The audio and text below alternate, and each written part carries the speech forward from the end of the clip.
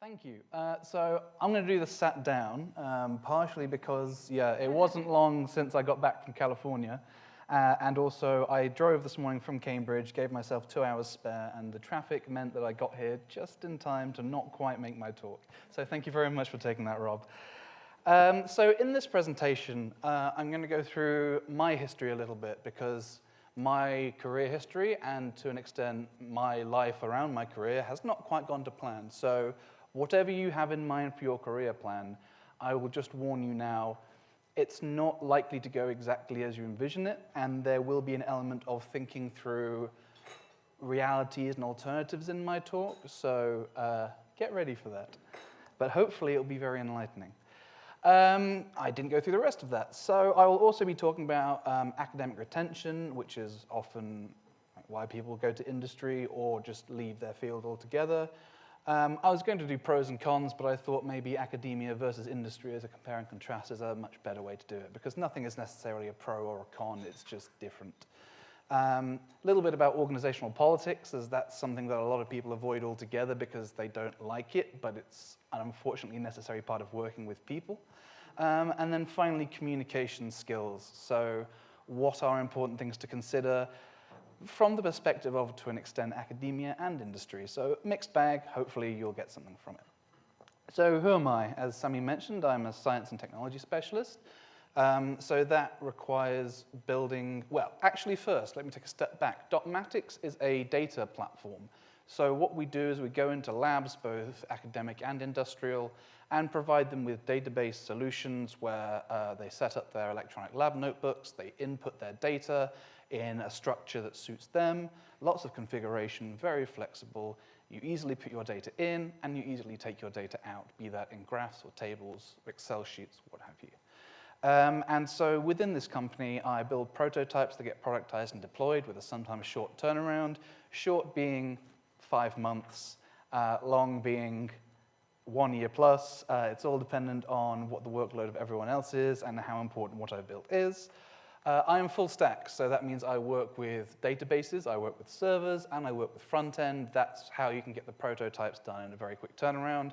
I may not necessarily be the greatest in any of these languages, but having that full house of options allows me to create a whole and complete solution. That's a first pass. We build AI pipelines starting with C. There will be some people who will say building AI algorithms in C is stupid. I would say yes, it is. And that is because you have to know your maths inside and out. If you start with a pre-built library, someone else has done that mathematical mental load.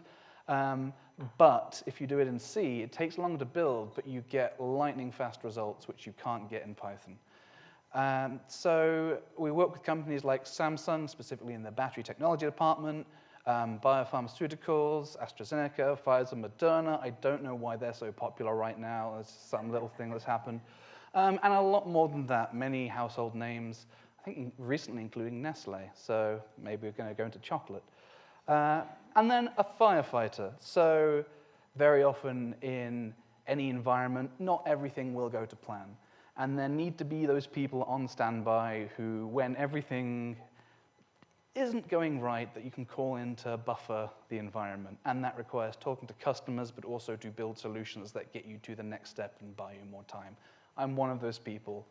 It's not my favorite part of the job, but it's necessary. And so wherever you are, you're not going to enjoy your job 100% of the time. But I do enjoy the kind of service aspect of solving problems. So how did I get here? I know that Rob has said no A-levels, but I just wanted to say, it's not perfect, it's all B's. I graduated from the University of Leicester with a biochemistry degree, the biochemistry branch of biological sciences, and did a year abroad in Tulsa. Tulsa, Oklahoma, why was that? I'm glad you asked, we'll get onto that in a bit. Imperial College, with the overly pretentious title of bioinformatics and theoretical systems biology. It's literally just to trip you up every time you try to say it. And then I started a PhD at the Institute of Cancer Research. I'm not going to throw any shade on the ICR. They're a wonderful institution that do amazing research.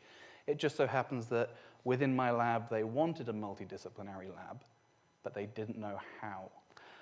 So that was a little bit of a setback, and I decided it would be better for my career to move on elsewhere, which is how I came to Dotmatics. And after leaving a PhD, you might end up feeling a little bit low, you might not think your skills are up to snuff, and so what I did was I joined as a junior QA analyst in biologics.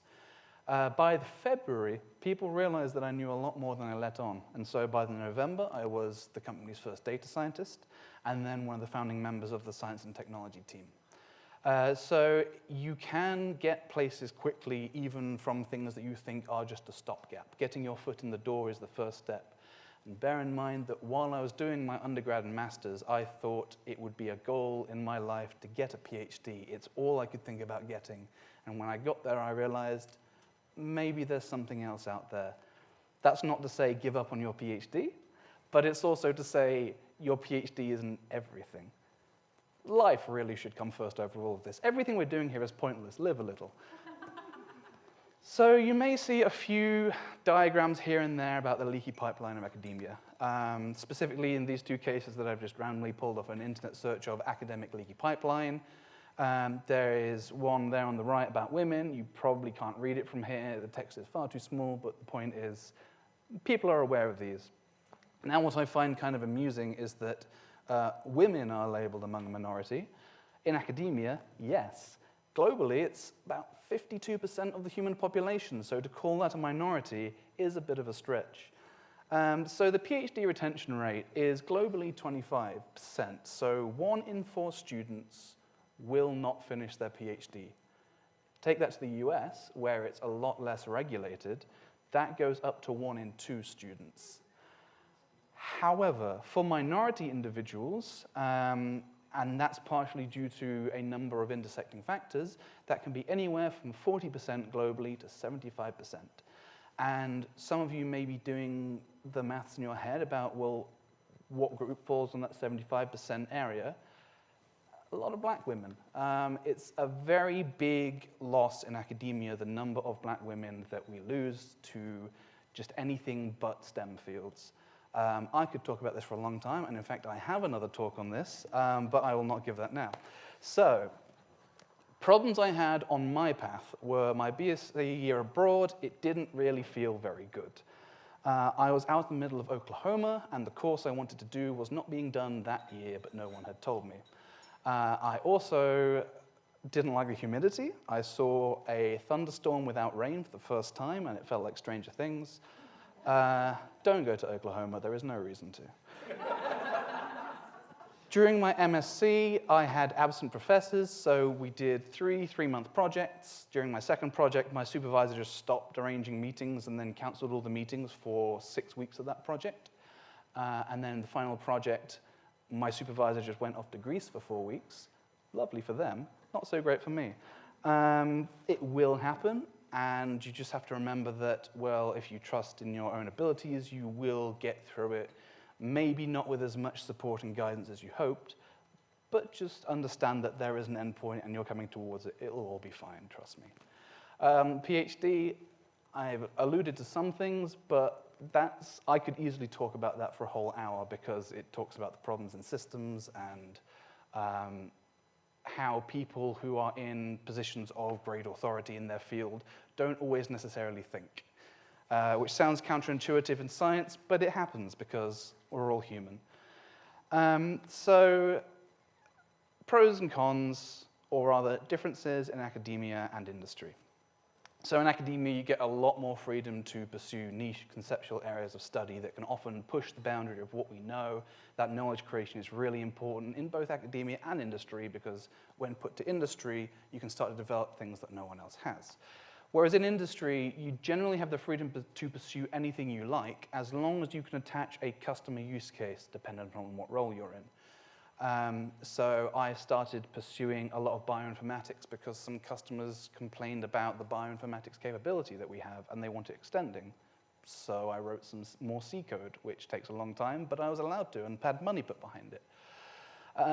Generally in academia, you see a loosely structured inter-team and intra-team dynamic. And that seems to kind of align with the startups and small enterprise in STEM fields as usually they're from the same sort of setting. But once you get to a more medium enterprise, you start to see these emerging structures and processes, and there's a little bit more of a kind of semi-solid dynamic forming, but then with the big large multinationals, say your Novo Nordisk, your GSK, you'll see a highly stratified corporate hierarchy and defined processes plus external contractors. Generally, with the grant structure of academia, you'll see fixed time, fixed stipend contracts, and sometimes people get irritated at how little financial progression they can make. It's often seen as a sacrifice. I think it's just where your priorities lie. But then within industry, you have these negotiable financial compensation scales. However, you may need to unionize or change jobs. I say that like it's a small thing. It is a lot of work. But the world of work is not particularly in a great state right now because of a little thing that's just happened, can't remember. Anyway, limited accountability of supervisor conduct is fairly rampant in some areas of academia because it's predominantly based upon how the supervisor works with their student and the relationship that they have. And that kind of goes with the point below, which is that because there is less financial compensation and it's all kind of vibes-based to some degree, there is a lot of compensation through prestige and, what's the word I'm looking for? Reputation. And so to some degree, there are some academics that I have been under and also witnessed with other people that if they can't see an immediate gain of some prestige, they might not through any direct thought, but might subconsciously kind of push that student aside a little bit until they can prove their worth, which, sure, it gives more headspace to the supervisor, but it can also leave a mark on the student. Similar things can happen in industry. I'm not going to say it's exclusive to academia, but generally you have a lot more HR oversight. That's not always the case. Now, I'm being very hand-wavy about all this because I'm saying, in my experience and in general, but of course, no two industries are the same, no two academic institutions are the same. Labs will change year on year based upon who's in them. So this is all really a gross generalization and a mix of experience reading other people's accounts. So take that as you will. So organizational politics is an interesting one. There will always be people who will want to carve out their own little empire. A lot of people like power. When given power, they won't do anything good with it. I don't know who I'm really alluding to here, but there are a few cases recently who people really want power, and then they get power, and it's like when a dog chases a car. What's going to happen when the dog catches the car? If that dog learned to drive, might be able to do something. But some people just like that power. They like to maintain their own little structure of power. Those people are worth avoiding. But respect who has the final executive say. So there will be some people who are the ones who make the decisions. They're not really people you want to. Sometimes you can give them more room or make friends with them. But also remember that no human is infallible.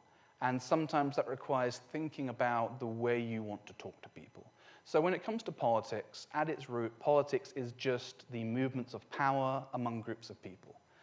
And if you can leverage that power to your advantage, then you are in a much better position than someone who says, I'm not going to interact in all that politics. Because there are a lot of people who really talk a lot of shit in industry. And when you notice those people, you can call them out on it, and generally the whole tower of cards crumbles, which is not great for them, but they shouldn't really have been lying about their credentials to start with. So learn who you can get away with, because there will be some people who will make a lot of noise, but ultimately their decision has no say-so. Now, ultimately, you want to keep a good relationship with the people that you work with, but in general, if you figure out the people who are actually really enthusiastic, really want to do great things, and really want to be there, they're generally the better people to engage with within an organization. That kind of goes for academia and industry as well. But within a larger organization, whenever anyone denies something because of the process, which I hear sometimes, the process isn't a thing. The process is an excuse to avoid actually taking on responsibilities, question the process. You may be able to make a better process, and then that's going to reflect well on you. Because ultimately, the process is just about how you can scale up an end-to-end approach. So be that developing a new tool, be that if you want to go into sales, as some people from science do, sales and consulting, then that may be about how you start talking to a client and how you get through to closing that sale. Question the process, can you improve the process, and then your life might be easier as a result, or other people in the organization. Communication. There are plenty of people out there who will sit by themselves doing their work really well to an excellent degree, but then they'll wonder why they never get credit, why they never seem to find a promotion. And some of that is because of exposure. So you can do the greatest work, but then eventually, because it becomes the standard, it will be taken for granted. Don't let anybody take your work for granted, because the time that you are giving up could have been spent on something else. So let people know the work that you're doing, not in a boastful manner, but as to say, this work I'm doing is very important. Would you like to collaborate with me on this? Or is this useful? Shall I change my direction?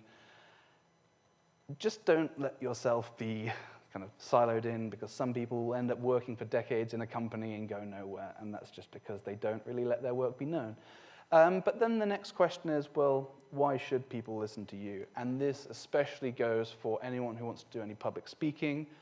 I have seen so many academics, let's be real, especially older white men, stand up in front of crowds and expect everyone to hang on their every word.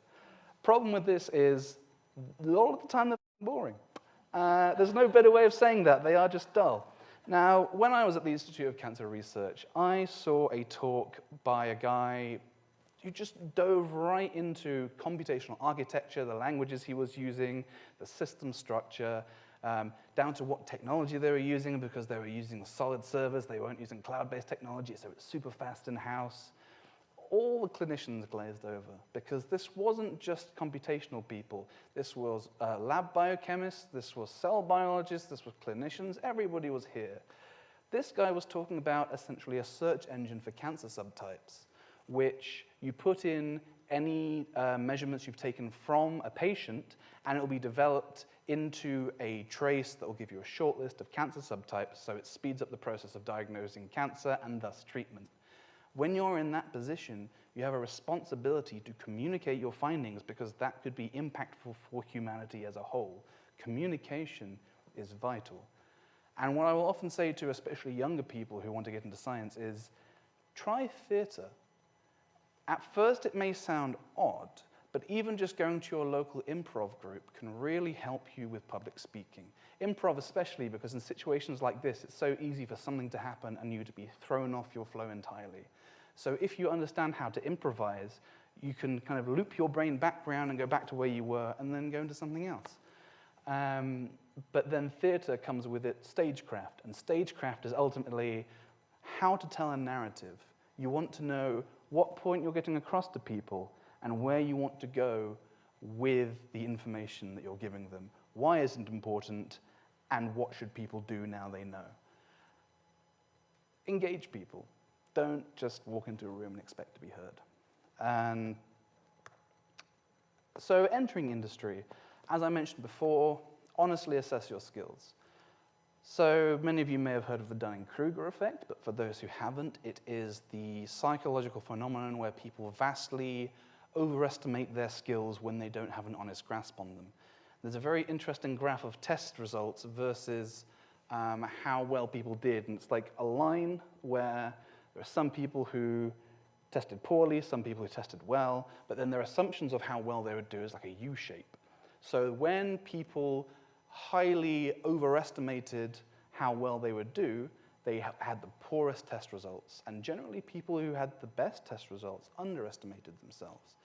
And this is partially because if you don't know how much there is to know, you'll assume that you know quite a lot. But generally, if you feel like you're struggling, like there is too much information, you're on the right path, because you're starting to realize just the breadth of what there is to know. So start by looking at what you have done, what you have learned, and what you think you could do. If you think you could do it, get started. If you have done it, show examples. And to tie back into Rob's talk a little bit, tailor your cover letter to what the organization has asked for. There's no point if they want to know about your experience with Python to go and talk about all the R that you've done, because sure, that's fine, but it doesn't really show that you can do Python. Where this does get a little bit blurry is when someone asks for a language like Java or Rust. Because if you've done something like C, you've done a much lower level language, and anything that you do that is like Rust or Java is going to be like a simplified version of C. So ultimately, it all comes down to C, learn C or C++. I'd encourage it. It's pretty good, but it's also really frustrating. It's a whole journey. So yeah, tailor your cover letter. Having a copy-paste framework is all right, but that's kind of the results you'll get. The more effort that you put in, the more likely you are for someone to speak to you on the other end. The CV is the list of things you have done. The cover letter generally is how you thought about what you did and how you have applied it, and there is much more room to discuss there. So to conclude, and again, this comes into academia and industry, recognize when to change your environment. So sometimes you could be capable of great things. There's a very good story about, I can't remember the guy's name, he is a business lecturer, but he was talking to a barista in Caesar's Palace, and this guy was doing an amazing job. But then when this guy is not working at Caesar's Palace, he's working at the Four Seasons in Las Vegas. And he hates his time at the Four Seasons because of the clientele, because the management is always picking up what he's done wrong, whereas at Caesar's Palace, they're always asking him what more can they do to help. He is an exemplary individual working in Caesar's Palace, but he keeps his head down and gets through the day when he is working at the Four Seasons. The environment really matters. You can get the most out of an environment that really supports you, that really helps you, and that really lets you get the best out of yourself. If you are studying and you want to get to the end of this course of study, sometimes you have to question what effect will it have on your mental health further down the line. Because if you want a job after that PhD or go on to another course of study, it's going to be very difficult if you are just a dilapidated wreck at the end of it. It will take a lot longer to get healthy and to get back on that track. It's never too late to change. I have met people who have flip-flopped between academia and industry their entire life, even at the age of 60. There is a lecturer of mine who decided after 20 years in industry, when he was 40, to go back into academia and did really well at Imperial College. It's never too late to change, and whatever choice you make to transition between academia and industry, it's not final, because the only time it is too late to change what you want to do is when you stop learning and stop caring. So really the ultimate distilled point of what I've been saying here and all of my rambling tangents and anecdotes is keep learning. Keeping learning and keeping enthusiastic about learning is by far the most important thing you can do. If you want to learn a skill and you don't know how to get there, just ask someone who's got there, and they can hopefully provide you with some kind of learning path to get there. Learn. Just learn. Learning is great. Learning is fun. That's why we're all here. Everybody learn. And that's the end of my talk. We're hiring.